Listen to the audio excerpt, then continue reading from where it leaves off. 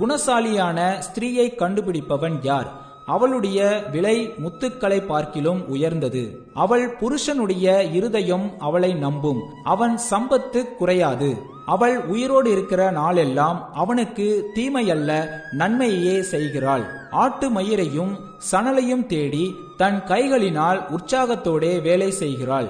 அவள் வியாபார கப்பலை போலிருக்கிறாள். தூரத்தில் இருந்து தன் ஆகாரத்தை கொண்டு வருகிறாள். இருட்டோடே எழுந்து தன் வீட்டாருக்கு ஆகாரம் கொடுத்து தன் வேலைக்காரிகளுக்கு படியளக்கிறாள். ஒரு வயலை விசாரித்து அதை வாங்குகிறாள். தன் கைகளின் சம்பாத்தியத்தினால் திராட்சத் தோட்டத்தை நாட்டுகிறாள். தன்னை பலத்தால் இடைக்கட்டி கொண்டு தன் கைகளை பலப்படுத்துகிறாள். தன் வியாபாரம் பிரயோஜனமுள்ளதென்று அறிந்திருக்கிறாள். இரவிலே அவள் விளக்கு அணையாதிருக்கும். தன் கைகளை ராட்டினத்தில் வைக்கிறாள். அவள் விரல்கள் கதிரை பிடிக்கும். சிறுமையானவர்களுக்கு தன் கையை திறந்து ஏழைகளுக்கு தன் கரங்களை நீட்டுகிறாள். தன் வீட்டார் அனைவருக்கும் இரட்டைப்புரை உடுப்பிருக்கிறதால் தன் வீட்டாரின் நிமித்தம் குளிருக்கு பயப்படாள். இரத்தின கம்பளங்களை தனக்கு உண்டு பண்ணுகிறாள்.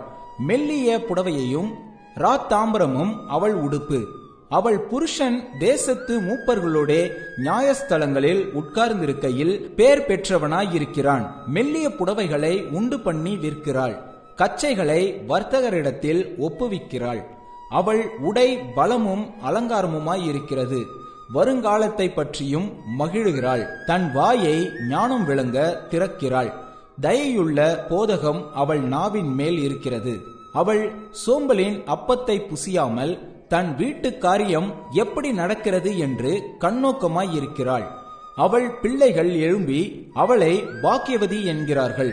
அவள் புருஷனும் அவளை பார்த்து, அநேக பெண்கள் குணசாலிகளாயிருந்ததுண்டு, நீயோ அவர்கள் எல்லாருக்கும் மேற்பட்டவள் என்று அவளை புகழுகிறான். சௌந்தரியம் வஞ்சனையுள்ளது, அழகும் வீண். கர்த்தருக்கு பயப்படுகிற ஸ்திரீயே புகழப்படுவாள். அவள் கைகளின் பலனை அவளுக்கு கொடுங்கள். அவளுடைய செய்கைகள் வாசல்களில் அவளை புகழக் கடவது.